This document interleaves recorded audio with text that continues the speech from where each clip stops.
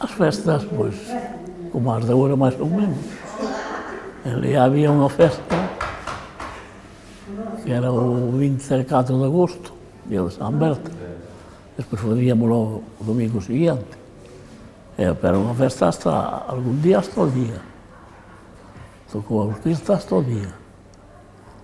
Viñan os crisantos de Rábade, sempre había festa rachada.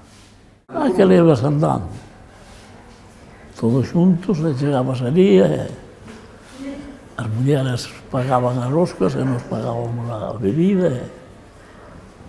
No meu pueblo éramos poucos, que é pequeno pueblo,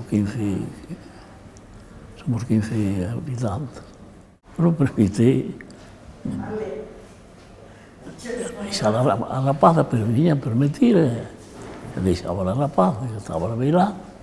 O mosteiro era diferente dali, se cadra había menos xente aquí que lá.